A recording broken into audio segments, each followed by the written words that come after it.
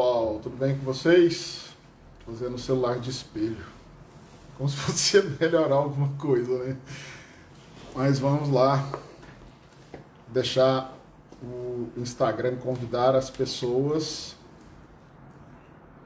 Quando as minhas convidadas chegarem, eu as adicionarei. O tema hoje é pauleira. Pauleira. Nós vamos falar sobre aplicação do protocolo de gênero nas ações do TED. Não vou ficar dando spoiler, não. Vou deixar as convidadas chegarem e fazer as perguntas para que vocês possam entender o tamanho da seriedade dessa questão. É tipo para colocar ordem na casa. Você pode ficar, para quem é mais abusadinho, para quem não gosta de respeitar as colegas, a tendência é ter uma dor de cabeça bem graúda. Vamos lá.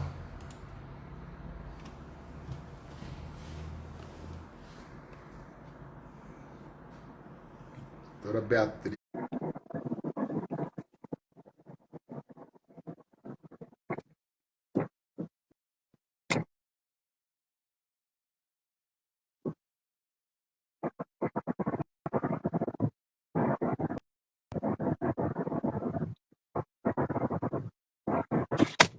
Oh, quase derrubei meu celular. Eu tô aceitando e não quer ir. Beatriz, deixa que eu te convido. Deixa que eu te convido, que eu acho que fica mais fácil se eu te convidar. Sei lá, convidar. Agora acho que vai dar certo.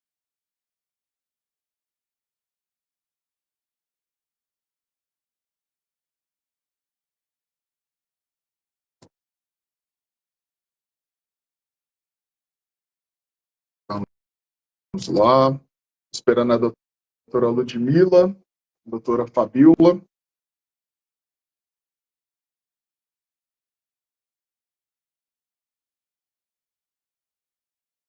Tentar de novo.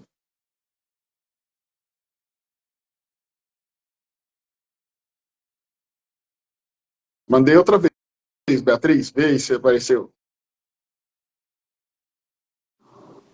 Ah, agora foi. Oi, boa noite. Nossa, E você aí, sabe o tudo que que... jóia? Tô jóia, e você?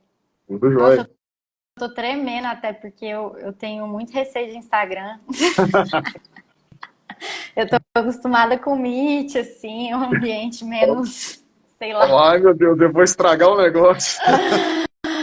Ai, mas vai Já dar certo. convidei a doutora Fabiola. Agora falta só a doutora Ludmila. E olha, essa aqui, gente, eu quero que vocês me ajudem. Oi, tudo bem? Olá, Boa boa noite. noite. Tudo Tudo bem, jóia? e vocês? Tudo Tudo jóia, graças a certo. Deus. Calorzão. Vamos lá. Aqui onde eu tô tá frio. Eu coloquei um arma 18 aqui Eu apontado para também. mim. Eu também acabei de colocar aqui. Vamos ver, colocando toda a expectativa nesse ar-condicionado aqui da nossa sobrevivência. Estamos todos assim. A ideia, a gente vai conversando enquanto a doutora Ludmila não chega. A ideia dessa live foi porque, primeiro, que é uma grande conquista, né? Ter a aplicação do protocolo do gênero nas ações do TED. E segundo, que muitas vezes é um assunto que as pessoas até evitam falar, que são os ataques que acontecem entre colegas, ou o colega atacando a parte adversa, e nós vemos, às vezes, algumas aberrações. Essa semana eu passei por algo absurdo. O colega advogado, a minha cliente, ela estava trabalhando como prostituta em Londres, porque ela não ela passou por um problema aqui, foi para Londres e lá ela estava trabalhando como prostituta. E o processo é um processo sem segredo de justiça. O colega advogado advogado pegou as fotos nos sites de Londres, olha o trabalho que ele teve. Ele pegou as fotos dela e jogou no processo. E é uma banca grande, uma banca famosa aqui. E eu pedi para o juiz para que seja oficiado a OAB e que o julgamento seja com base no protocolo de gênero. Por quê? Ele poderia falar que a minha cliente não estava desempregada, ele poderia usar várias possibilidades, até colocar o site. Mas ele não poderia pegar as fotos e colocar daquele jeito que ele fez. Então, assim, são questões como essas que às vezes parece algo... Não acontece. Acontece muito. Aconteceu com a Luana Piovani. Então, imagina. Então, assim, eu acho que essas questões a gente não pode ficar jogando mais para debaixo do tapete. E pessoas que advogam assim, a gente precisa combater. Então, quando eu vi a notícia, pá, foi até a doutora Fabiola que postou no grupo lá dos presidentes. Falei, nossa, eu tenho certeza que isso vai acontecer comigo em breve, mas nunca imaginei que fosse tão rápido. Então, assim, nós precisamos combater. Só que eu acho que até a importância dessa live ficar salva é que muitas pessoas não sabem nem como isso funciona, nem o que pode gerar problema. As pessoas têm talvez essa dificuldade. Então, assim, eu gostaria de conversar com vocês, e vocês dispensam a apresentação, diga-se de passagem. Vocês já participaram de eventos aqui na comissão, então as pessoas conhecem vocês duas, né, e a doutora Ludmila, que a gente está esperando entrar, e que vocês são especialistas nessa temática. Então, eu gostaria, começando pela doutora Fabiola, que vocês começassem a falar para a gente, dar uma pincelada. O que é esse protocolo de gênero nas ações do TED? Seria a primeira pergunta. Boa noite, gente. Boa noite, doutor Cristiano, doutora Beatriz. Prazer estar aqui com vocês essa noite para falar desse assunto. Um assunto que a gente lutou tanto. Eu vou responder a sua pergunta, só quero fazer uma breve introdução sobre isso, sobre a luta. Sabe, doutor Cristiano? Eu já até conversei um pouco com a doutora Beatriz, o tanto que é importante a gente construir essas lutas que mudam a vida mesmo da advocacia de forma em rede, com todas as OABs. Então, este é um protocolo que ele foi feito, né, um provimento, a doutora Ariana, nossa conselheira federal, estava falando, para a gente começar a chamar, a gente já está com mania de chamar de protocolo, mas para chamar de provimento, para a gente dar essa cara de advocacia mesmo, porque já tem o protocolo do CNJ, né? Então, vou tentar aqui já incorporar na minha fala provimento ao invés de protocolo. A importância de que foi a construção em rede de todas as seccionais.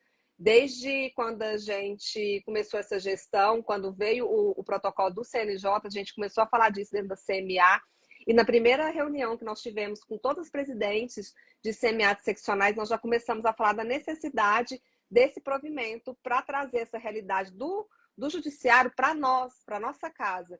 Então, eu gosto sempre de repisar isso, de como essa construção feita entre a advocacia nacional mesmo foi importante para que a gente já implementasse esse provimento nessa gestão, né, que tem que se encerrar agora. Então, é uma conquista muito grande dessa gestão, construída muito com as nossas mulheres advogadas do Brasil todo, principalmente das comissões da mulher advogada, que batalharam muito para que esse provimento viesse do Conselho Federal para cá, porque a gente acha que quando é construído assim de uma forma nacional, é mais fácil para todos os seccionais aderirem. Talvez a gente tenha a liberdade, né, que eu tenho certeza que nós conseguiríamos fazer um provimento na seccional Goiás, mas talvez não fosse a realidade de uma outra seccional. Então, agora a gente tem uma mudança nacional. Lógico que a gente vai ter alguns estados que vão sair na frente, vão começar a usar e a fazer essa aplicação de imediato, mas a gente também vai ter uns mais retardatários, e é a cultura do nosso país, mas a gente está aqui para lutar, para fazer esse posicionamento, né? Então, como eu disse, a gente veio então do protocolo do CNJ, inclusive eu gosto sempre de falar que a gente tem uma mão, a doutora Ludmila perguntando como que eu entro. Eu acho que tem que mandar o convite para ela. Já vou mandar aqui, já vou mandar. Então, eu gosto sempre de falar que a gente tem uma mão goiana nesse protocolo do CNJ, que é a doutora Ivana Farina, né, ela coordenou esse protocolo do CNJ, que foi para que os juízes, né, ao julgarem, não fizessem uso de estereótipos, né, machistas, misóginos, em suas peças, né? E aí a gente viu que a gente pode fazer esse mesmo uso nos julgamentos aqui no Tribunal de Ética e também nos nossos processos, porque ele não vai ser aplicado apenas no Tribunal de Ética, ele também vai ser aplicado em qualquer processo que corra dentro da OAB. Então, talvez um processo que chegue para as nossas comissões, doutor Cristiano, doutora Beatriz, e a gente vai poder fazer uso desse provimento nos nossos pareceres. Então, é um provimento que chega em todo tipo de procedimento dentro da OAB. Então, o que a gente vai começar a ver? É que, por exemplo, fazer uso desse tipo de defesa ou ataque, ele sai do necessário para você defender os interesses do seu cliente. Se ele quisesse falar, né, falar sobre a profissão, ou seja lá o que foi, não tinha necessidade nenhuma de fazer uso de foto, de expor. E o que isso vai mudar? Eu não sei qual que é o caso, né? Mas o que isso vai mudar, né, para aquela defesa? Não precisava de fazer essa exposição. Então, é esse tipo de comportamento que a gente quer vedar. A gente não quer discutir, em muito caso também, o que eu acho que vai ser um diferencial muito grande nos casos criminais. A gente não quer discutir, por exemplo, a postura da vítima num crime. Então, muito se usa, né, na defesa de réus, principalmente em casos de crimes sexuais, a acusação contra a vítima. Então, assim, o advogado tem que começar a fazer uso desse artifício, de atacar a vítima, ele pode ser penalizado, sim, no nosso Tribunal de Ética, né? Falar, olha, vou dar o mesmo exemplo, né? Vamos supor, porque não é não.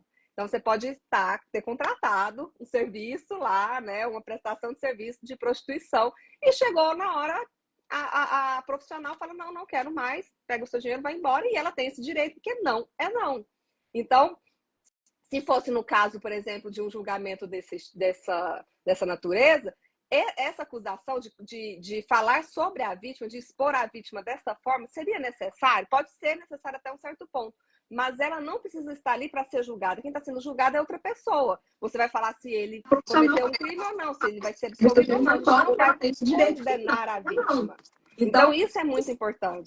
A gente fazer a proteção dessa mulher, principalmente na área criminal, sabe? Eu vejo isso muito latente na área criminal, na área... Oi, boa noite, doutora Ludmila. Tudo bem? Tudo bem? Estou com problema de Boa bateria noite. aqui, Não, mas estamos aqui. Perdão, já cheguei fazendo bagunça, não, mas mas já, Chegou já parou. chegando. já estamos te ouvindo Se não perfeitamente, for pode para ficar se não for para tranquila. aparecer, eu não saio de casa, né? Mas Vai lá, então é doutora isso, Fabiola. sabe? Eu acho que a pergunta era até para você. Vou falar Ludmila, porque já é o costume de chamar de Ludmila. Então, a pergunta já está para você. O que a gente vai mudar no Tribunal de Ética? E eu fiz essa introdução falando sobre como a gente construiu esse provimento de forma nacional. Então, já fiz essa introdução e como que isso vai começar a mudar mesmo no Tribunal de Ética. E aí, fique à vontade para fazer essas considerações. Eu quero muito falar sobre um caso que nós tivemos aqui no início da gestão. Eu estou até procurando aqui, que eu queria até falar desse caso para a Ludmila, para saber como que seria hoje conduzido no Tribunal de Ética, porque este, para mim, seria um dos primeiros casos que eu tive à frente da comissão, que seria muito importante que se já tivesse existido o protocolo, o provimento, para a gente poder fazer uma condenação, eu acho que seria uma condenação justa no caso, sabe? Porque foi um caso totalmente de misoginia. Mas enfim, Lud, a palavra está com você. Bom, primeiro quero agradecer aí ao convite da Comissão de Direito de Família, na pessoa do Cristiano, que tem sido um colega muito comprometido aí com o protocolo de gênero. Assim, é algo que para nós, operadores do direito, causa todo tipo de dúvida, né? E falar sobre isso é de uma relevância enorme, porque a gente encontra da resistência a análise, às vezes, inadequada do uso do protocolo em todos os caminhos, né? Entre os colegas, os operadores, tanto os magistrados, assessorias. É um desafio hoje mesmo falar disso e eu acho que tem que ser um compromisso pessoal de cada um que realmente compreende a relevância do protocolo de gênero para o nosso sistema de justiça, falar disso com acuidade, sabe? Então, parabéns, viu, Cristiano? Eu sei que você está muito comprometido com a pauta.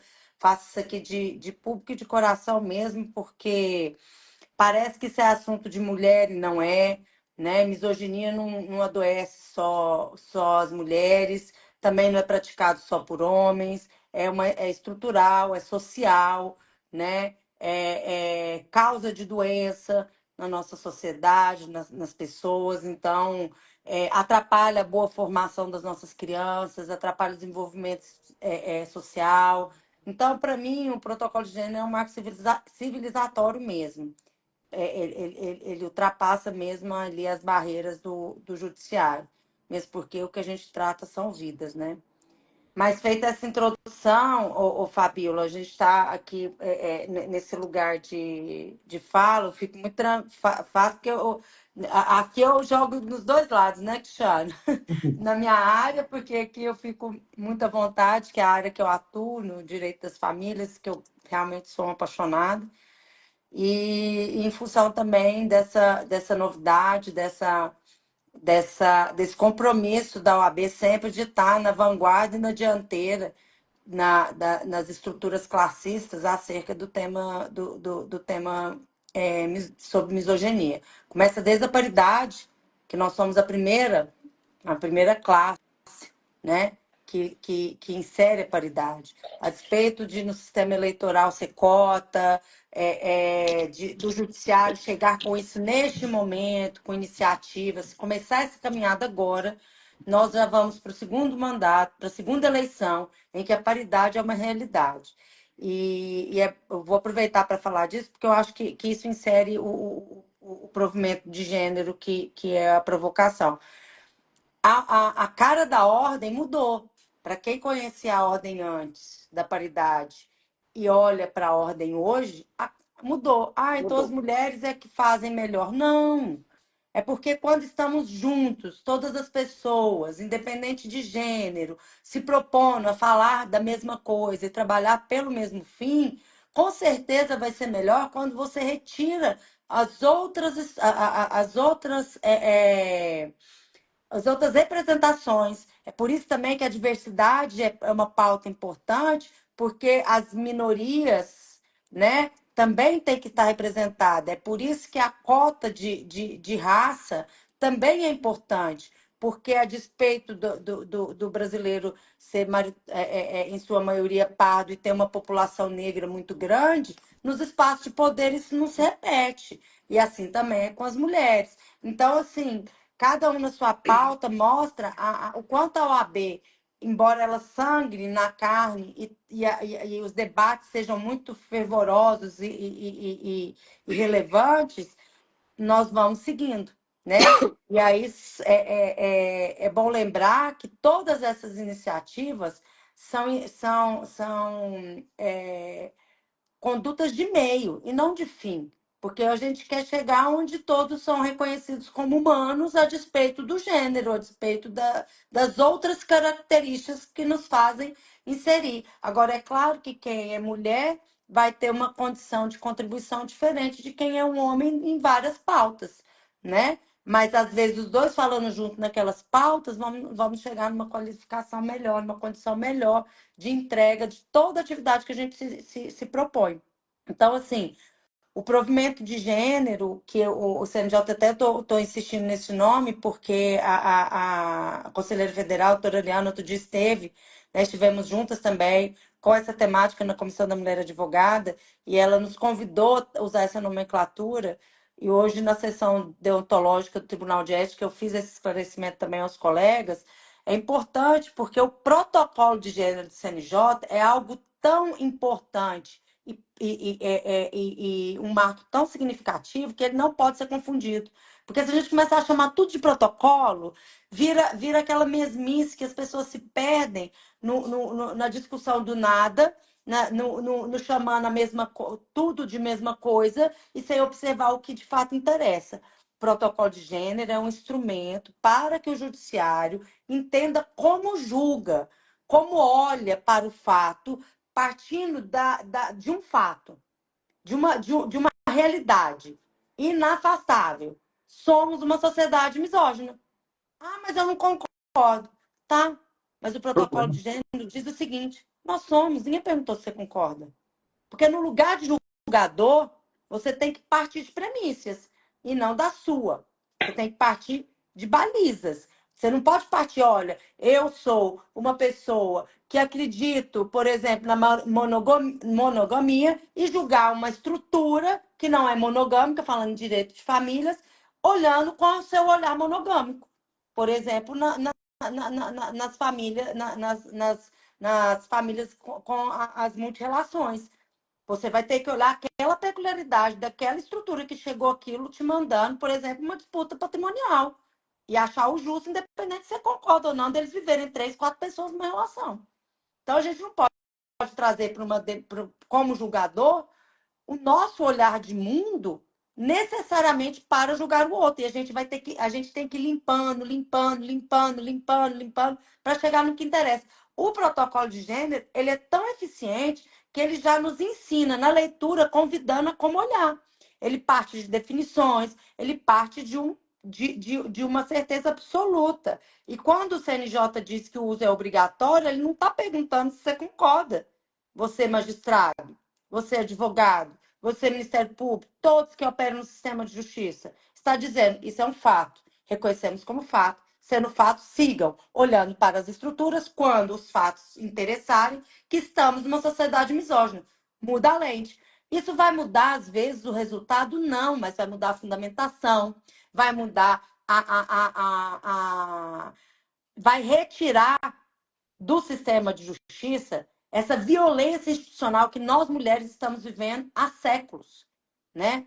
E que não só nós. E aí também eu gosto de dizer, os homens também. O exemplo da paternidade é clássico, né? A paternidade ela é atacada como algo que fosse a menor da maternidade, tão somente pela misoginia. Não tem outro motivo. Não tem outro motivo. Então, dito isso, o provimento de gênero do Conselho Federal, ele tem uma outra característica, diferente do protocolo. Por isso é bacana a doutora Ariana trazer essa provocação para a gente chamar de provimento e não de protocolo. Por quê? O nosso provimento, ele é mais processualista. Ele diz como agir, ele fala como que nós devemos atuar na prática, como que o processo funciona, quais as iniciativas que a ordem tem que tomar, como que nós vamos trabalhar, partindo da situação de que somos misóginos e temos que ter este cuidado no que quando a gente atua nos processos disciplinares. E ele determina que quando a causa impõe, quando a causa que nos chega decorre das questões de gênero, ou quando ela é arguída, há um marcador que a gente coloca naquele processo, e a partir daquele momento, o julgador passa a ser obrigado a olhar sob a perspectiva de gênero. Ele pode olhar e, ao final, decidir que não tem, naquele fato, qualquer misoginia ou qualquer situação que altere o resultado, mas ele enfrentou. E ele ficou o tempo todo atento para não praticar violência institucional, para não cair na situação de acusar a vítima, mesmo que ela não seja, mas que ela se perceba, ainda que ela esteja só contando e não seja. Nesse lugar ela tem que ser respeitada, entende? Então, assim, o protocolo de gênero ele é mais amplo, ele é para o sistema de justiça, nós usamos como fonte, mas o provimento de gênero, ele determina como que o processo ético disciplinar, quando a história que no gênero, se o que chega para nós é uma questão de violência doméstica, que eventualmente, supostamente, uma lesão corporal no âmbito de família que é tratado como violência doméstica pela natureza, supostamente praticada por um advogado. Ah, então não é mulher, eu não vou aplicar protocolo de gênero. Sim, o provimento. Sim, você vai aplicar, porque do outro lado, ou ainda que no pano de fundo, há ali uma vítima ou suposta vítima. Então, todo o cuidado é necessário para não acontecer a vitimização. Eu não posso ignorar e não aplicar nesse lugar. Quando o representado é homem, que é acusado, porque ele não é, então ele não é a vítima, ele está ali respondendo o processo, eu tenho que aplicar o provimento porque eu não posso cair na situação de revitimização. Porque na defesa, a coisa mais comum é atacar a vítima. Não usar argumento jurídico, não ir ao fato. E só dizer, isso é ela, é porque ela fez isso, é porque ela está despeitada, é porque ela quer meu dinheiro, é porque ela me provocou, é porque ela me traiu, é porque ela saiu assim, é porque ela não me respeita, ou é porque ela é mentirosa, ela é manipuladora. Cadê o fato? Cadê o argumento jurídico? Essa defesa, quando você convida para o provimento de gênero, obrigatoriamente ele tem que dizer, analisando com acuidade os fatos, verifico que não há demonstração, portanto, invoca a presunção de boa-fé. Ah, mas a alegação é estupro. Então, você enfrenta o argumento jurídico dos crimes sexuais sem atacar a vítima. Sem dizer, ela não tem como provar. Não, olha, observando o meu histórico, analisando toda a minha posição e como eu me porto, não há vestígios no meu histórico que apontam para este lugar. Gostaria de apresentar testemunhas que atestam a minha conduta e não dizer que a conduta da outra é inadequada. Entendem? O provimento, ele nos impõe isso. Pode provocar, Cristiano, se deixar eu vou. Tá, não, eu quero ver com a Bia. Eu tenho uma Bia em casa, aí eu vejo a Bia pequenininha, com essa cara de criança, eu só chamo ela de Bia. Eu quero Acontece. ver com ela, com a doutora Beatriz, qual que é a expectativa dela com relação a isso. Porque, assim, nós sabemos que a violência acontece nas audiências, a violência acontece dentro do processo, na forma de tratar, às vezes, a colega. Tem advogado que ataca, a petição dele é só atacando a outra parte, só o advogado, né, focado em atacar advogado. Então, assim, qual é a sua expectativa, uma vez que você vive debruçada sobre o protocolo de gênero do CNJ, com relação a esse provimento agora? Qual é a sua expectativa? Gente, boa noite. Boa noite a todas e ao doutor Cristiano. Primeiro, eu queria agradecer o convite para estar aqui falando sobre o protocolo de julgamento com perspectiva de gênero, sobre o provimento, sobre os processos disciplinares e dizer que eu sou uma grande entusiasta da intersecção de gênero e raça e classe. E uma das coisas que eu mais gostei do provimento é que ele fala exatamente sobre essa intersecção. E aí o doutor Cristiano tinha feito uma pergunta no começo do que é o protocolo, né? Como que a gente enxerga o protocolo. E o protocolo e o provimento nada mais é do que uma forma com a qual todos nós, advogados, juízes, promotores, podemos enxergar a desigualdade de uma forma diferente. Porque, assim, eu acredito que eu, enquanto mulher advogada branca, eu sofro um tipo de violência dentro da OAB, dentro do Poder Judiciário. Acredito que as nossas clientes, que são mulheres também brancas, também sofrem esse tipo de violência, mas quando a gente acrescenta a cor, essa violência é diferente. E aí eu acho que o que eu mais gostei do provimento é que ele fala sobre a intersecção.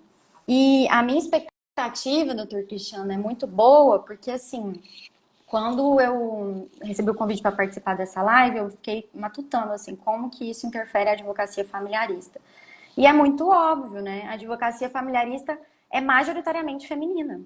Nós somos majoritariamente mulheres advogadas. E eu acho que, assim, quando a gente tem um provimento que faz com que tudo aquilo que a gente viveu, por exemplo, eu vivi isso no meu começo de advocacia, que eu fui muito descredibilizada por ter cara de nova, por ser mulher, por às vezes usar um salto, e de chegarem a falar assim, cadê a advogada? É essa pessoa advogada? E eu tenho amigas, por exemplo, que são negras, que são descredibilizadas, por exemplo, pelo cabelo, pela roupa. pelo jeito que peticiona. E se peticiona, e se a mulher, então, nossa, essa advogada, ela tá com TPM, ela tá, né? Então, assim, é uma forma de descredibilizar a gente enquanto profissional, e eu acredito que, né, a gente estende isso para a aplicação do protocolo de julgamento com perspectiva de gênero do CNJ dentro do processo, e é muito importante a gente ter isso dentro dos processos disciplinares da OAB, porque mostra o quanto a OAB tá com esse olhar de inclusão, tá com esse olhar de respeito e atenção para essas situações inusitadas que nós mulheres advogadas passamos dentro do sistema OAB. Então, a minha expectativa é muito boa. Eu acredito que é isso, assim, dentro do direito das famílias, nós somos majoritariamente mulheres advogadas. Eu não tenho esse dado, doutor Cristiano, se na OAB Goiás, né, são mais mulheres advogadas familiaristas do que homens, mas, assim, eu tenho a experiência. Eu conheço muito mais mulheres advogadas familiaristas do que advogados familiaristas. E a gente vê isso, né? A gente vê um ataque, a gente vê um descrédito, só por a gente ocupar esse local de mulher. E aí eu só queria dizer também, só dar uma pincelada, da importância da Comissão da Mulher Advogada, né, dentro desse provimento, e da importância da gente começar a conversar sobre isso dentro do nosso próprio sistema, porque enquanto coordenadora, né, da subcomissão de gênero da Comissão do Direito das Famílias, eu falo muito sobre como que aplica o protocolo do CNJ nos processos, e é muito interessante eu agora ter algo para eu mesma, enquanto advogada, usar no meu tratamento com a outra advogada, com o outro advogado, e poder me utilizar disso quando eu também sou colocada em um local de descrédito, único e exclusivamente por talvez eu ter essa cara de nova ou ser mulher, e o quanto que é importante talvez a gente também puxar para essa outra perspectiva, né, de que quando a gente acrescenta o aspecto cor e o aspecto classe, a gente tem outros formatos de violência. Então, a gente tem, por exemplo, dentro do sistema, a gente tem mulheres que às vezes são advogadas, mas que não têm um poder aquisitivo tão bom quanto outros advogados, e que por isso são descredibilizadas enquanto profissionais. Então, eu não sirvo se eu não tiver o cargo do ano, se eu não tiver o status do ano. E eu acho que é isso, assim, as minhas expectativas são excelentes. Ludmila, antes de você entrar, eu estava contando um caso que aconteceu. Eu até brinquei, né? O dia que a doutora Fabiola colocou no grupo dos presidentes, eu falei, cara, isso vai acontecer comigo, eu tenho certeza, em breve. E aconteceu.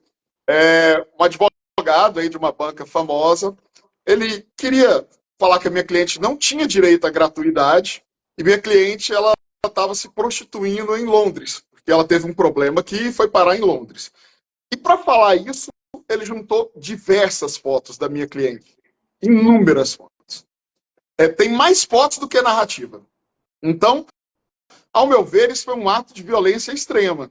Porque ele poderia ter falado o que ela estava fazendo lá e poderia ter colocado, ela tem renda, porque ela trabalha, tá aqui o endereço de onde ela trabalha. Pronto.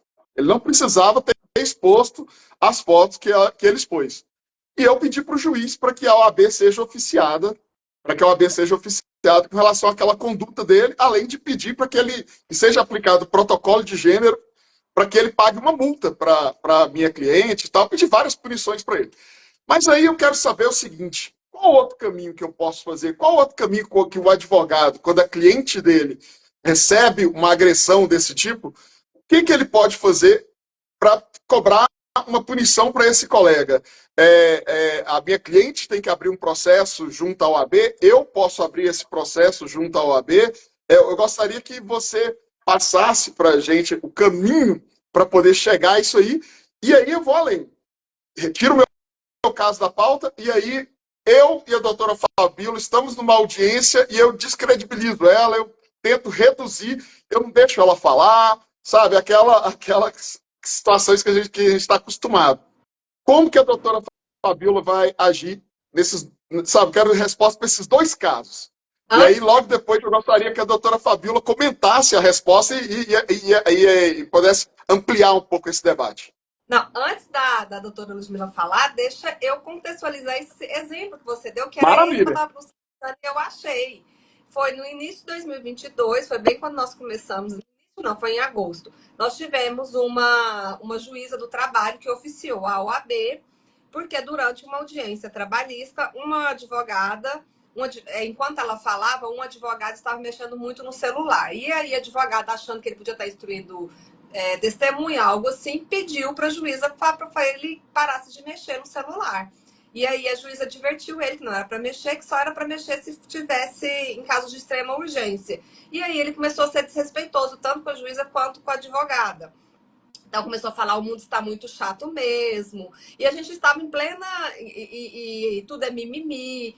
E eu não vou ler aqui tudo que ele falou para não tomar tempo. Então, mas ele teve, né, uma atitude extremamente grosseira, tanto com a juíza como a advogada. Na época, a juíza oficiou a AB, saiu em todos os portais, saiu na UOL, saiu em tudo. Nós estávamos em plena campanha de advocacia sem assédio. Então, a gente fez uma nota pública para uma advocacia sem assédio na época. A Comissão da Mulher Advogada fez e está até aqui sobre isso, né? Ele aqui fala que ele alterou o tom de voz, começou a gesticular de forma agressiva e passou a se dirigir à sua colega pelo nome, sem a posição da palavra doutor, e afirmou que ele estava insinuando que ele estava fazendo algo de errado enquanto mexia no celular. A magistrada explicou que a advogada apenas desempenhava sua função, falando com tom de educação e em tom de voz baixo, quando ele retrucou, o mundo está muito chato mesmo. E aí, por aí vai. Então, assim, a OAB foi oficiada na época, a gente ainda não tinha o nosso provimento. Ludmila, eu até falei aqui, quando você ainda não tinha chegado, sobre isso, sobre a gente utilizar a palavra provimento. Eu até tinha falado sobre isso também, e eu estou tentando incorporar. Então, se alguma hora sair protocolo, perdão, mas eu estou tentando falar provimento.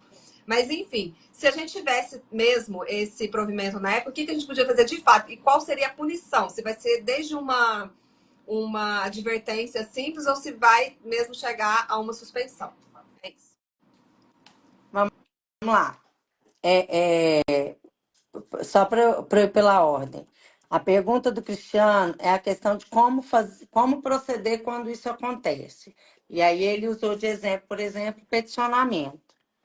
Aliás, eu quero muito agradecer essa pergunta, que esse é um erro clássico que eu vejo todo mundo cometer, e é tão simples, é porque quando a gente trabalha num lugar que a gente não está acostumado, né? Por exemplo, falar sobre processo ético, estrutura deontológica, a maioria, né? A grande maioria, porque o número de advogados que realmente frequentam o Tribunal de Ética é ínfimo, a advocacia só é volume, então a gente tem tido mais trabalho, mas é porque a advocacia aumentou e não porque aumentaram os colegas antiéticos. Isso é uma percepção equivocada que às vezes as pessoas têm.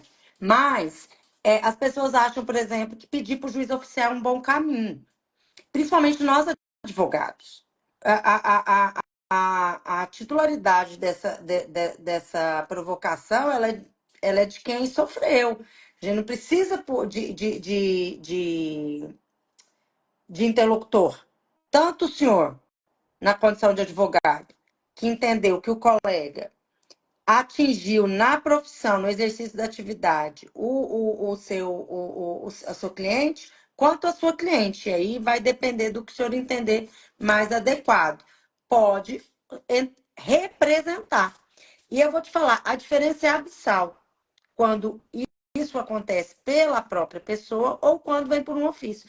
Quando vem por um ofício, a autoridade, vamos supor que o juiz concorda e fala, não, vou oficiar, acho justo, porque ele não é obrigado a fazê-lo, né? Uhum. Mas ele pega e oficia. Nessa situação, o magistrado ele é a autoridade oficiante. Se recebida essa representação, quem passa a ser parte é a OAB. Agora, a OAB não está lá dentro do processo. Esse processo é sigiloso. A instrumentalização dele é toda truncada.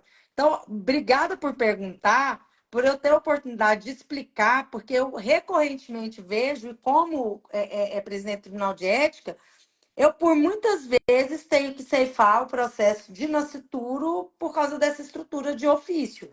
Então, nesses casos em específico, é claro que o caminho, a estratégia, ela parte do profissional e, às vezes, pedir o ofício é medida profilática até que o magistrado entenda a seriedade e reflita sobre aquela conduta, para, inclusive, também não incorrer nos caminhos de valorar esse tipo de fala.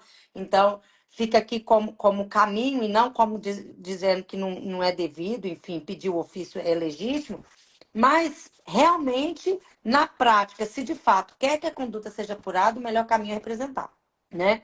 E aí, nesse caso, tanto o advogado que participa do processo tem essa titularidade, quanto a parte, né? E aí é muito importante, nesse tipo de situação, principalmente nessas questões de uso inadequado da dinâmica e da narrativa, incorrendo nessa triste lógica de acusação da vítima como tese de defesa, que não é, né? Legítima, defesa da honra, enfim. Não sei quem. Só um homem para inventar um termo desse mesmo. Não posso perder a oportunidade. Mas, enfim, nesse caso, é muito importante, porque senão a prova fica inviável, o processo vai padecer. Porque também não dá para a gente achar que nesse lugar de misoginia, a gente vai se afastar do justo, dos princípios constitucionais de presunção de boa-fé. Não é porque a pauta que está sendo colocada ali é misoginia que a gente vai transformar o homem, no caso, ali naquela situação, ou quem praticou, porque pode ter sido uma mulher praticando isso, nesse caso aí, né, doutor Cristiano? Pode ser uma colega, né? E também não é incomum, isso não é uma primazia masculina cair nessa argumentação de legítima defesa da honra, não. Só a criação que eu atribuo aos homens, mas a repetição, estamos todos juntos nessa, né? Porque a gente tem de juíza, de promotoria, de advogadas repetindo também. É bom sempre a gente pautar dessa forma, porque nós estamos falando de igualdade, não de guerra de sexos, né? Então, nesse lugar é isso. É bom que se faça, porque você tem a oportunidade de produzir prova, de defender, de explicar, de apresentar o que interessa para aquilo ali terminar. Senão ele vai ser ceifado em função de direitos constitucionais. Somos garantistas por natureza. Somos aqui guardiões da Constituição e do direito da sociedade, parte dessa garantia constitucional. Na segunda situação, que o senhor comentou, e eu acho que mistura já com a provocação da Fabíola, né? Isso. Não, tem uma pergunta, por exemplo, como que funciona no processo ético? Por exemplo, se o juiz oficia, ele só vai informar. Talvez ele me apresente algum elemento ou não. Na representação, quem está representando, sobretudo sendo advogado, que deve ser conhecedor do provimento, ele deve fazer. Ele deve imediatamente invocar, convoca o julgador para que coloque agora a lente de gênero e analise sob a perspectiva da misoginia, em boa aplicação do provimento e do protocolo de gênero, se assim entender, mas do provimento sobretudo. Ele tem que invocar. E se ele não invocar, o julgador pode fazê-lo? Pode. Inclusive deve. De ofício é o que o provimento diz. Né? Se ele entende. Agora, o que a gente não pode é entrar nessa lógica de falar assim, por que o juiz não fez? Por que o julgador não fez?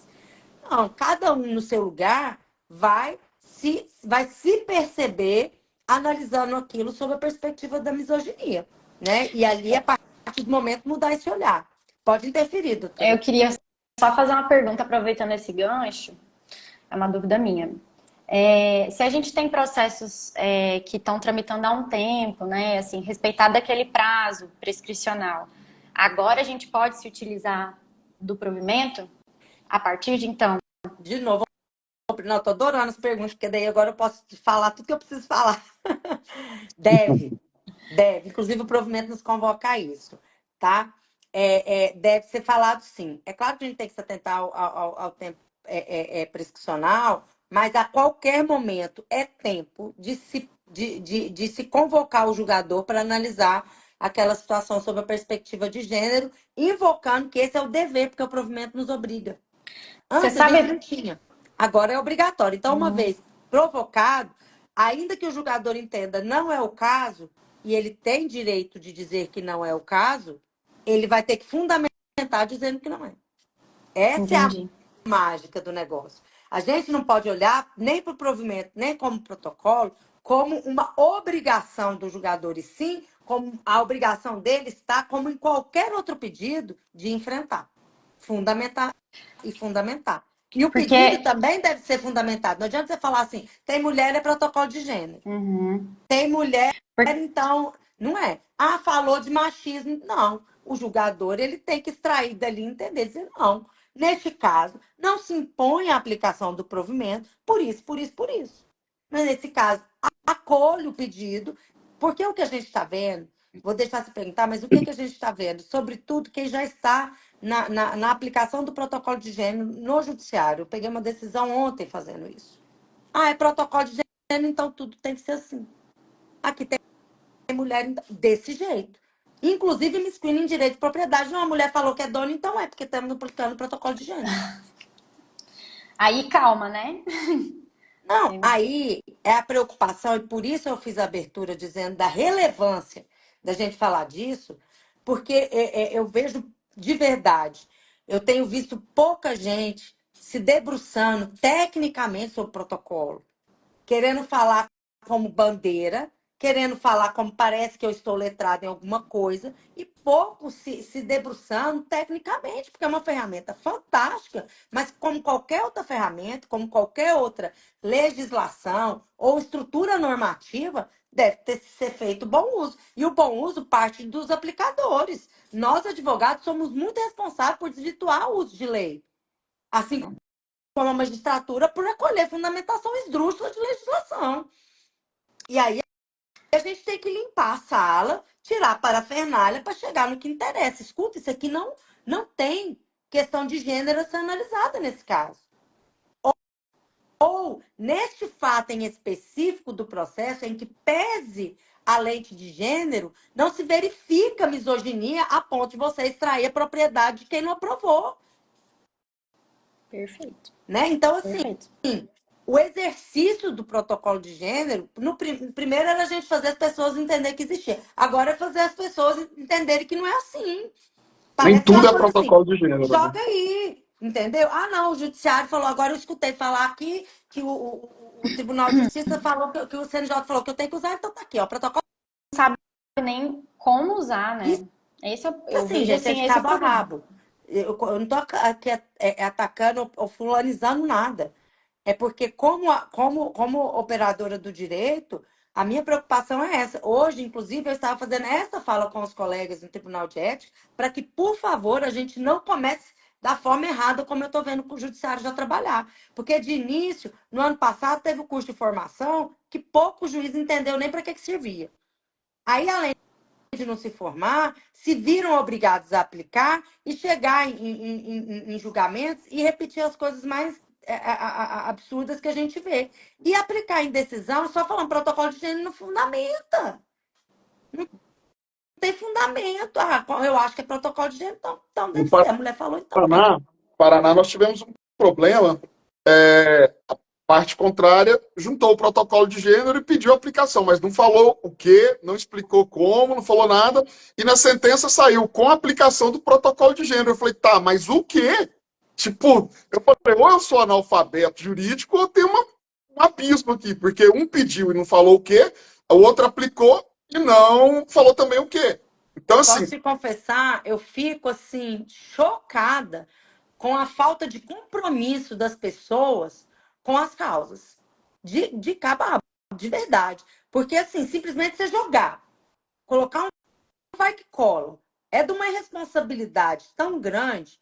Eu vou usar até outro exemplo, que nós familiaristas, eu acho que vivenciamos, eu usei isso até outro dia, né, o Cristiano, que é sobre a polarização legislativa de alienação parental com Maria da Penha. Quem inventou isso, por favor? O que uma coisa tem a ver com a outra? São direitos diferentes, são situações diferentes. Maria da Penha, a Lei Maria da Penha tem uma finalidade. Ela é clara. Alienação parental nem é só para homem. Da onde que fizeram esse absurdo? E de começar essa onda de que vamos destruir a lei, as mulheres vamos nos unir e acabar com a lei de alienação parental, que é para homens que querem violentar os nossos filhos. Quem que começou essa loucura? Quem que começou essa loucura de dizer que a Maria da Penha é uma mentirosa? Entendeu? Então, assim, isso é uma tristeza, gente. E a gente vê isso em processo. Vê isso em processo da advocacia usando isso como, ah, não, vou usar isso como tese. Não é tese, tese jurídica é tese jurídica.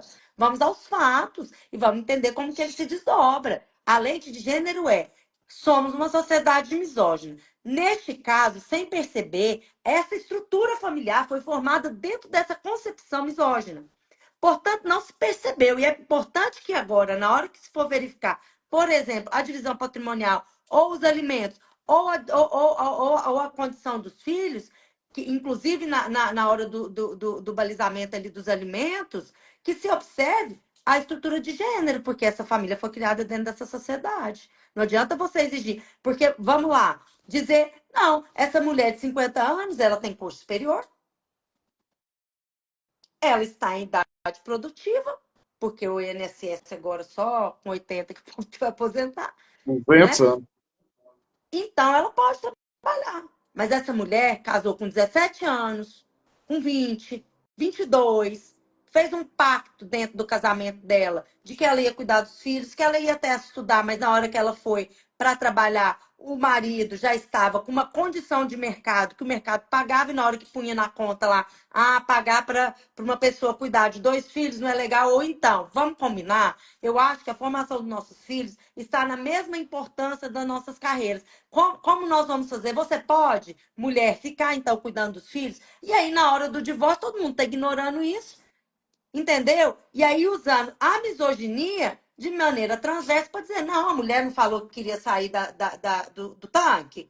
Então agora ela vai trabalhar para pagar a conta. E Agora, ignora a estrutura de misoginia da sociedade. Entendeu? nos processos Então, de assim, família, é uma coisa que é gritante, é reduzir o papel da mãe. Essa mãe só faz isso. Rapaz, eu tenho 2 filhos. Cuidar de menino dá um trabalho absurdo. enorme. E eu cuido. E eu cuido. Eu, modéstia à parte, eu sou pai, de verdade. Eu cuido. E dá um trabalho. Da Da Cabelo mesma branco forma, sai. Cristiano, que é um absurdo falar que uma criança de 1 ano, de meses, 2, não pode ser cuidada por um homem. É, também. Também. Entendeu? Então, Eu acho assim, que a partir do igualdade momento é que igualdade. saiu do peito, tá no Sem sair mercado. do Qualquer um pode peito, não cuidar. trabalha em fórmulas. Aqui não pessoalizando nada, porque todo mundo aqui deve ter um monte de processo que discute sobre amamentação, e a gente eu acho até uma live de amamentação, eu topo, hein? Tem um monte de arsenal para isso. Mas, assim, a, a amamentação é um fato. O corpo, a biologia é um fato. Não tem como você falar assim, então o homem quer ser mulher para parir. Não, não estamos falando disso. Só porque a divisão de responsabilidade, e quando ela é solicitada pelo homem, ele não pode ser retirado disso só porque ele é homem. Vamos lá, o que a gente Gente, pode Eu vou. fazer para superar? eu ouvi de uma advogada, essa advogada estava conversando comigo para tentar entrar num acordo. Eu advogo para o homem, o pai da criança. E aí o meu cliente, ele tem uma esposa, e essa esposa tem um filho, e agora eles juntos têm mais um terceiro filho. Então, são 3 crianças. E aí a esposa dele não trabalha, porque precisa cuidar dessas crianças. Um tem 1 ano e pouquinho, e o outro tem 6 anos, mas assim, né? Ela precisa fazer isso. E eu ouvi da advogada assim, doutora, mas a esposa do seu cliente, ela fica em casa porque ela quer. Ele devia colocar ela para trabalhar. E assim, uma advogada que eu jamais esperava ouvir isso, sabe? Assim, não sei nem se ela se tocou do tanto que ela Da foi violência que ela cometeu. Porque exatamente. aí tá, ótimo exemplo de violência de gênero. Sim. Porque não é da nossa conta os arranjos E familiares. não é da nossa Não é da nossa conta se a mulher conta quer dizer porque. trabalhar ou não. Exatamente. Nunca, nem num acordo, nem numa negociação. A mesa de negociação é a mesma coisa. E aí eu estou falando com um olhar deontológico já. A mesa de negociação, ela é tão séria e importante quanto um processo. Com Não certeza. cabe, não é vale tudo. Entendeu? Então, tudo que é falado numa mesa de negociação, ele também tem que cumprir um protocolo de gênero, ele tem que cumprir o respeito, ele tem que cumprir tudo isso, né? Eu já tive numa reunião de negociação que o colega começou a atacar a parte em relação à postura de neurodivergência e atacar isso que não era uma coisa da pauta e nem estava nos autos. Inclusive, era uma deslealdade trazer aquilo ali numa mesa de negociação, porque a gente estava negociando com terceiros que trabalhariam no processo, porque a gente tem que ter essa lealdade. A gente não pode trazer para uma mesa de negociação de acordo algo que não está no processo. Ah, vou trazer uma novidade, plantar isso aqui para... Não, gente, lealdade processual, né? Se não está nos autos, a gente não pode trazer. E aí, É. quando aquilo ali acontece, a gente tem que colocar. Eu, na mesma hora, eu paro, falo, olha, daqui para frente nós encerramos a negociação. Porque começou a acontecer uma violência institucional e eu não participo disso. E assim, se a gente vai posturando, a gente vai vencendo. Mas, de outro lado, que é onde a gente está aqui, a gente precisa fazer esse trabalho. E aí, o exemplo a pergunta que a Fabíola fez também é muito pertinente, para poder dar o gancho aqui a tudo. Esse caso da magistrada é um caso concreto, eu não posso comentar, né? Mas existiram outras situações na época parecidas que houve retratação imediata, sabe? Até pela postura efusiva. Teve um caso, inclusive, que saiu na televisão, enfim, eu não tinha recebido. De ofício eu posso atuar, né? Então, como qualquer outro pode representar e de ofício, né, eu posso instaurar.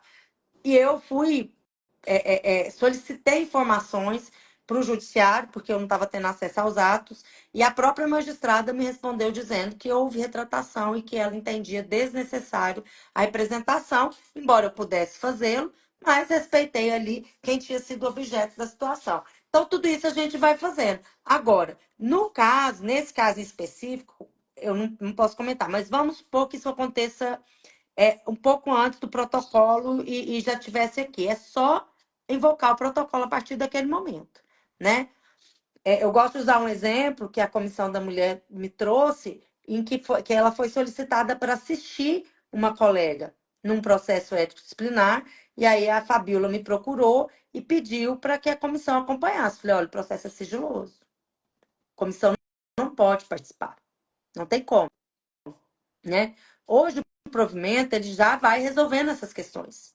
É muito assertivo, porque é muito importante que dentro do sistema a gente também tenha os braços de suporte para essas situações, porque ali a gente está tratando de uma pessoa que está vítima, que está em situação, em postural de vítima, vamos colocar assim. E nesse postural, ainda que você não concorde, ainda que você queira colocar pejoratividade, chamar de vitimista, ainda assim continua sendo uma percepção de vítima. E nesse lugar a gente tem que seguir, né? E aí é aquela história. É preciso que seja invocado e que, não sendo aplicado, porque na hora que você coloca o marcador, aquilo vai ter tramitação prioritária, né? Então, nesse momento é importante a gente colocar, e se não for, como julgadores, se nós não entendemos que é o caso de aplicar, por causa de todas as questões técnicas que estamos ali visualizando, a gente tem que fundamentar. Aí eu ia falar na outra fala, eu quero aproveitar aqui que eu esqueci, sobre a questão do momento, doutora Beatriz, que se pode agora ou não, inclusive, hoje eu nomeei uma comissão dentro do Tribunal de Ética, eu fiz uma pré-minuta de uma resolução, né? A diretoria do Tribunal de Ética tem essa competência, a presidência da ordem tem também, mas aí eu preferi montar uma comissão para a gente pensar em todos os detalhes para evitar nulidades, porque tem situações que a gente mexe no processo em andamento que a gente pode gerar nulidades graves, né? Então, a gente tem que olhar muito detalhe em tudo que a gente vai mexer para não fazer isso que todo mundo está fazendo. Joga o protocolo aí, joga o provimento, certifica que é provimento e vamos ver o que acontece. E aí, depois, fica aquilo tudo ceifado. Nem entregou para o provimento, nem entregou para as partes e o processo ainda não aconteceu. Então, a gente está fazendo uma resolução, eu já apresentei uma pré-minuta, essa comissão vai apresentar, mas, basicamente, nós vamos determinar que todos os processos éticos, isso também vai ser submetido ao conselho seccional, à presidência, né, doutor Rafael. Acredito que ele deve acolher, né, dentro da ideia macro, mas talvez, né, interferindo ali nos detalhes que a gente propôs sobre essa análise processual técnica que precisa ser muito acurada, mas nós vamos determinar que todos os julgadores do sistema OAB com processo ético disciplinar façam a análise dos processos que estão em tramitação e informem em quais ele entende que aplica ou não, exerça o seu juízo de valor sob a perspectiva da vigência do provimento de gênero, E aí, entendendo que é o caso, aplique abrindo o contraditório para não violar o princípio da não surpresa, abre o contraditório para as partes, para que manifestem sobre a decisão daquele julgador, né? Então, É, assim, doutora, nós vamos, doutora provavelmente, Ludmila, eu sei se vai acontecer, mas vão ser todos os processos. Eu quero eu só fazer. queria. Ah, desculpa. Tá, pode falar, Bia. Vou Não, fazer pode só falar. mais uma pergunta. Mas eu só queria dizer assim que o provimento, ele inclusive traz isso, né? Que vocês do tribunal, vocês têm que certificar que está utilizando, o protocolo tem que vir na ementa, isso é muito importante. E eu queria saber se a OAB Goiás já tem, porque aqui a gente tem, quando a gente lê ele, a gente vê que tem aí um apoio psicológico para a mulher advogada, né? Eu queria saber se o sistema OAB já tem essa assistência psicológica para nós. Doutora Fabíola, com a palavra.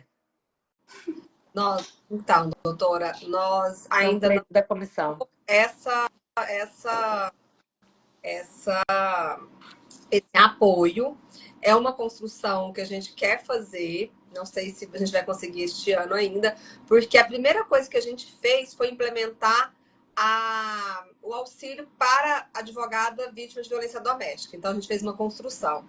Nós, esse ano, passamos a ter esse auxílio, né, através da CASAG. Então, em março, 8 de março, a gente instituiu esse auxílio. E aí, através dele, a gente vai ver a viabilidade ou não, porque aí se envolve questões orçamentárias, por parte da CASAG, da OAB, para falar sobre isso, sobre esse apoio psicológico, né, de contratar um assistente social. Eu já tinha previsto nesse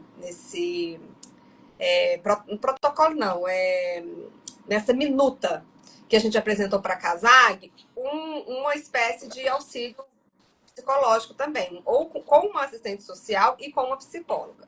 Só que aí a gente tem que estar dando os passinhos de cada vez. Então, a gente primeiro instituiu esse auxílio, né, para a advogada que sofre de violência doméstica. Então, hoje ela já tem esse auxílio via CASAG, e aí a gente quer fazer a sala lilás de atendimento, uma sala lilás dentro da nossa OAB mesmo, na nossa sede aqui no setor marista, e aí também oferecer esse apoio, porque eu até comentei com a doutora Ludmila, da última vez que a gente falou sobre esse assunto, eu estou sentindo uma necessidade, sim, não só de um apoio psicológico, mas até, às vezes, um apoio profissional até da própria comissão, de ajudar aquela advogada no exercício de sua defesa perante o Tribunal Tribunal de de Ética. Justiça, ou seja também no atendimento de violência doméstica, porque talvez ela está numa situação de tanta vulnerabilidade que ela não consegue fazer, e nem é recomendável, né, fazer a sua atuação no judiciário, e talvez não tenha também auxílio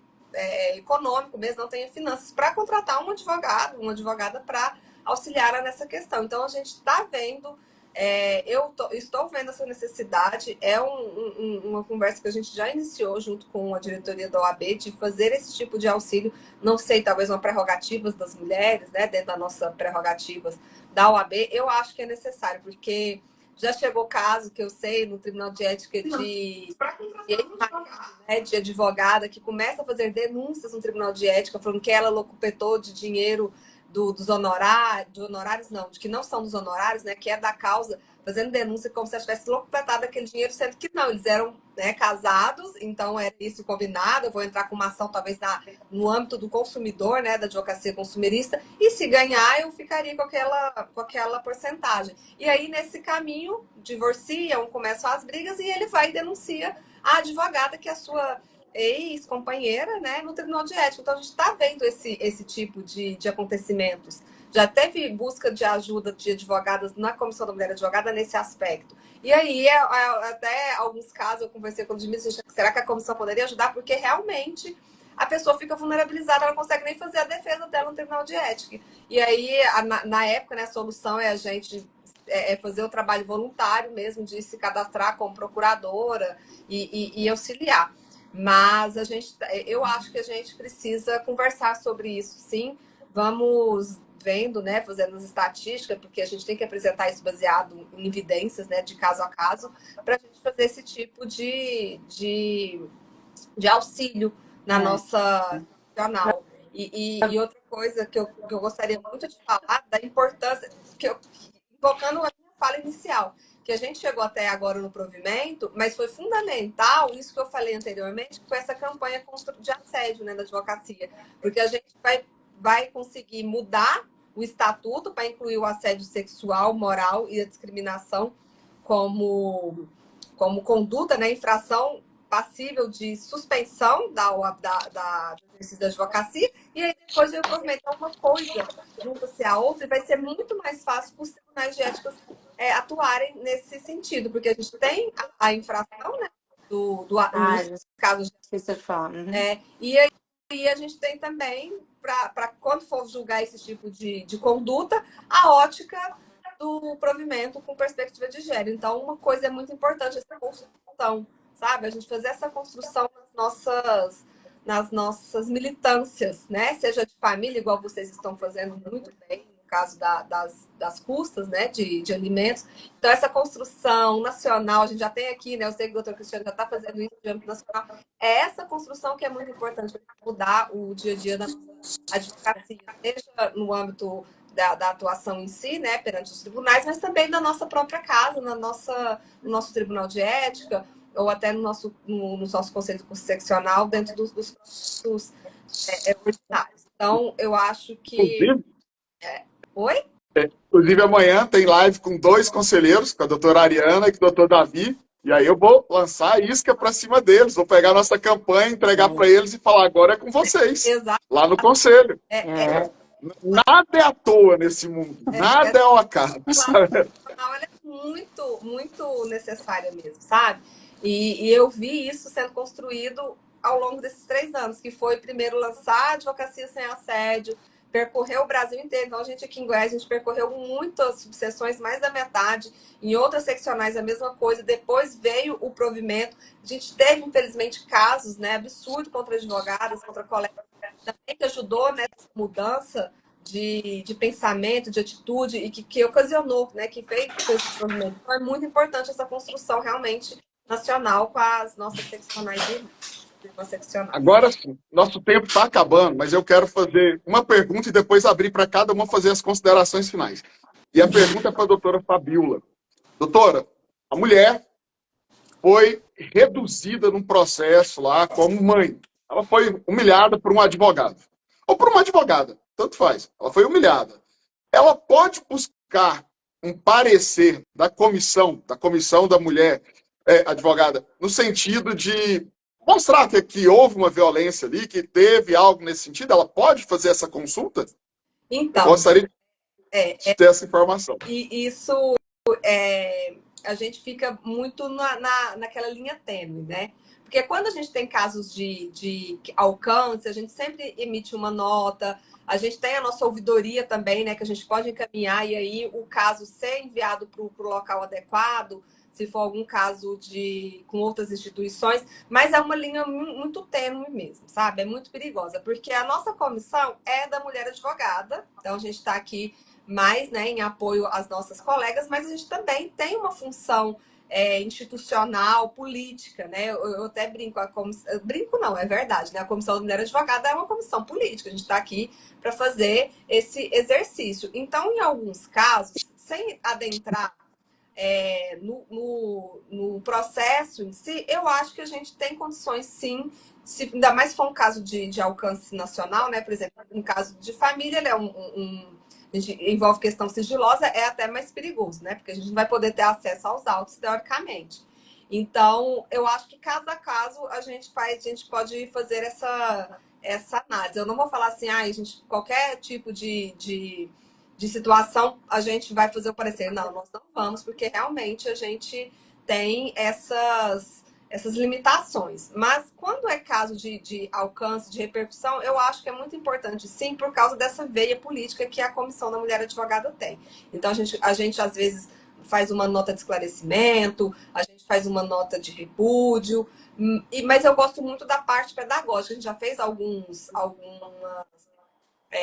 posicionamentos da comissão, não através de notas, mas de esclarecimento, de mostrar por que aquilo que aconteceu é misógino, por que aquilo interfere e acaba descambando muitas vezes em aumentar a violência contra as mulheres. Então, eu gosto mais dessa parte pedagógica, mas é isso, sabe? Eu acho que a gente tem que analisar cada caso para saber se a gente não está ultrapassando um limite ético, né, da comissão, se isso não pode violar alguma questão dessa natureza. E, por gentileza, já aproveita e já faz suas considerações finais, depois a gente passa para a Bia e Doutor finaliza com a Cristiano, Ludmilla. eu posso fazer primeiro, que eu tô com 2% de bateria, tô com medo de cair Então antes de eu vai, começa com falar. você. Vai. Bom, de novo, parabéns. Vamos falar mais sobre isso, né? Aqui estão duas pessoas comprometidas como na condição de presidente, três, inclusive, também como presidente estou comprometida. Nós E a vamos Bia promover, também. viu, Isso aí Fabíola? é um É a Bia, porque a bichinho Bia está bom na para sua trabalhar, viu? comissão. Já fica, inclusive, convidada, viu, Bia, para participar conosco. Nós vamos fazer um treinamento com os juízes e julgadores no sistema OAB sobre o provimento, que vai ser ministrado pela Comissão da Mulher, também pela doutora Ariana pelo Conselho Federal, doutora Amanda pelo Conselho Seccional e eu pelos tribunais de ética. Nós vamos fazer esse treinamento para os julgadores, porque é preciso, não é o fato de existir que faz com que todo mundo automaticamente entenda, e isso só acontece com todo mundo se empenhando, e é por causa desse tipo de iniciativa aqui que a gente vai melhorar a boa prática. O meu convite é para que todos leiam o protocolo de gênero antes de aplicar, façam o exercício de realmente fundamentar a aplicabilidade, não use aleatório, não destrua, não façamos isso como operadores, de destruir as estruturas, as ferramentas, as normas, de maneira a não aplicá-las da forma certa. Né? E aí, dessa forma, desvirtuar e deixar de atender o fim a que se destina. Da mesma forma, o provimento. Né? Tenhamos muita responsabilidade. Esse apoio que a gente, que o psicológico, ele tem que partir até da forma como a gente atua. A gente tem que pensar que aquela pessoa que não está na condição de violência, por exemplo, que não praticou a violência, quando ela é acusada, ela também está em sofrimento. Essa doença é em todos, ninguém escapa dela. Não escapa branco, não escapa preto, não escapa homem, não escapa mulher, não escapa o capacitismo, não escapa LGBTQIA+, e as letras que eu não decoro porque eu tenho déficit de atenção, entendeu? É, mas o que eu acho que todos devemos fazer como comprometidos aqui com o sistema OAB e, sobretudo, com a nossa classe, né? Porque eu falo que a nossa cadeira, ela roda, né? A gente está aqui. Amanhã serão outros. Mas tudo que a gente faz, que fique de forma que dê sustentação para que seja perene, para que seja constante e que caminhe no lugar certo. Eu acho que nós estamos construindo isso aqui. Então, fico muito feliz de estar nesse momento, nessa página da história, com colegas que também estão tão comprometidos com a advocacia e com a sociedade como eu estou, né? Então, fico muito feliz. Obrigada, viu, gente? Se cair, eu vou ficar aqui até cair, Obrigado. tá? Então vamos lá, doutora Fabiola. Vamos.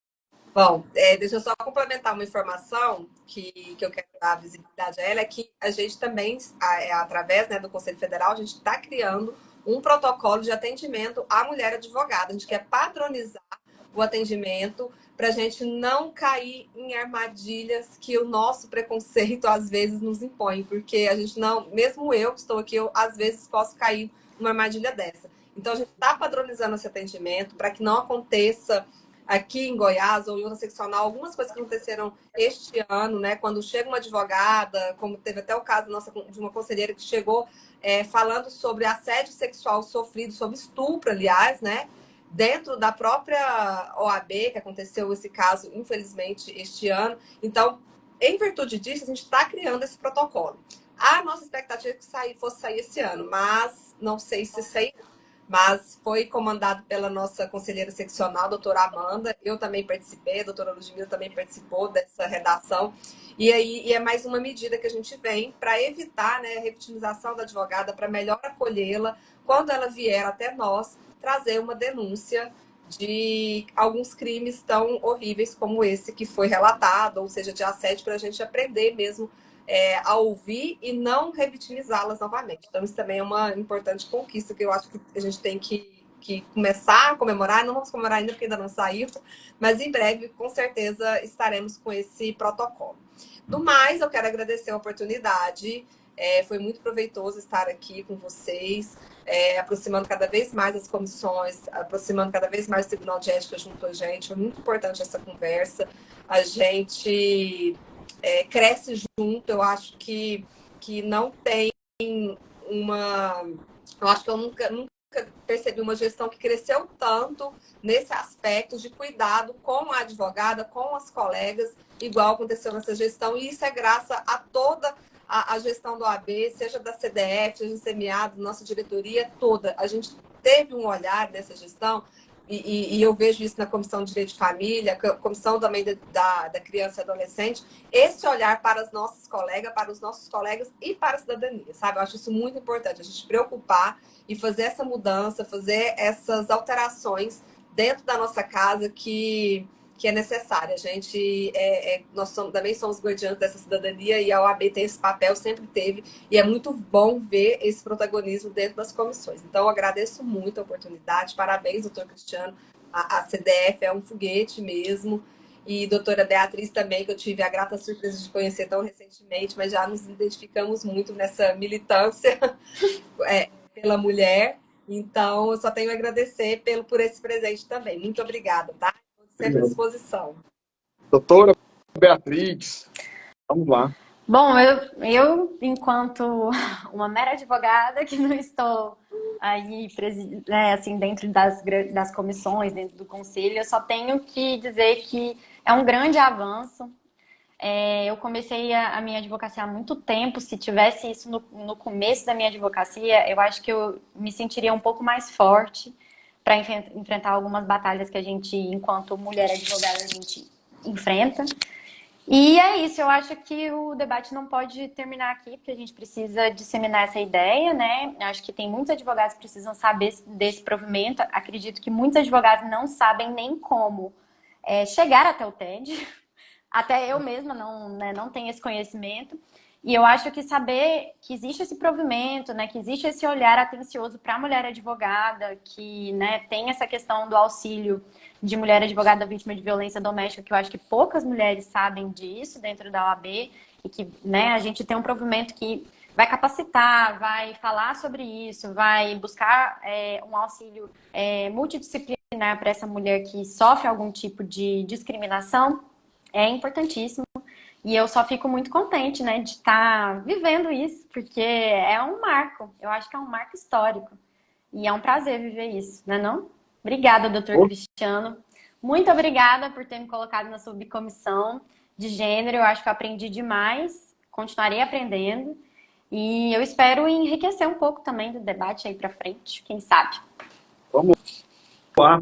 Eu agradeço todas vocês, a Ludmila que já caiu, ela já tinha avisado que a bateria estava pequena. Quando a gente foi conversar, ela falou, eu tô com pouca bateria. Eu falei, vai com pouca, o tempo que você ficar lá já vai colaborar.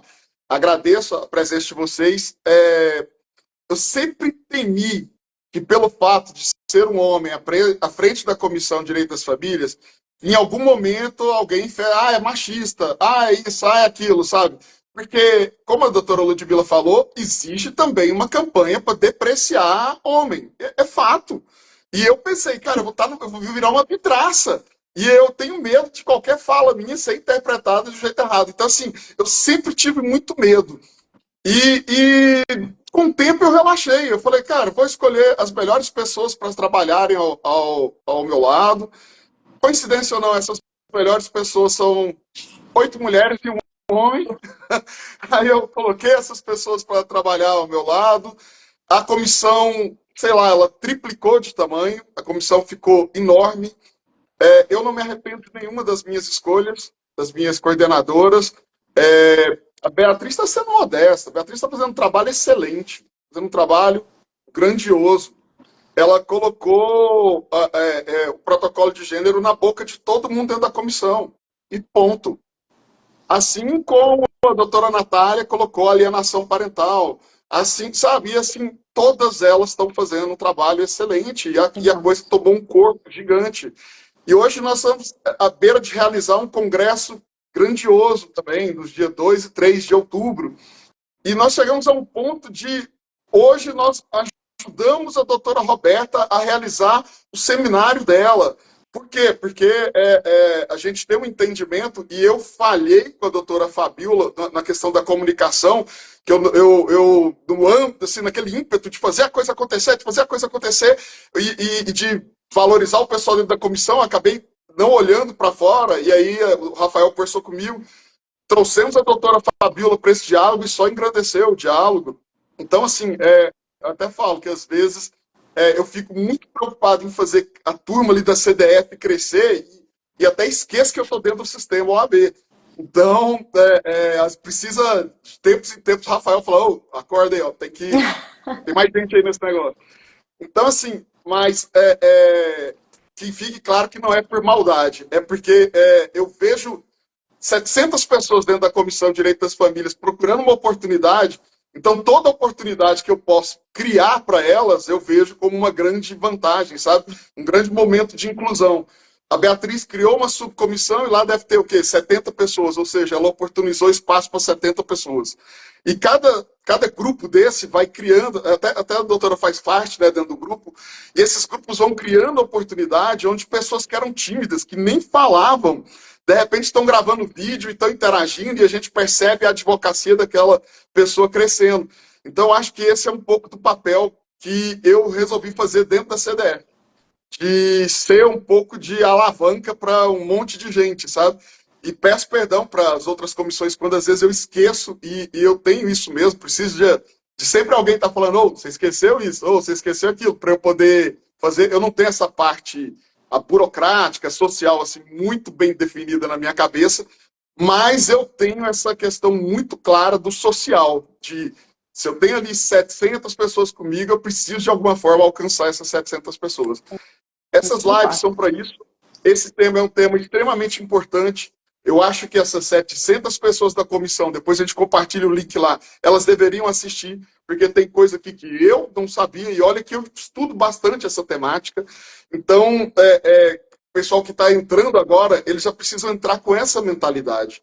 Então é isso. Nós teremos outras lives. Eu espero que todas as outras lives possam somar como essa.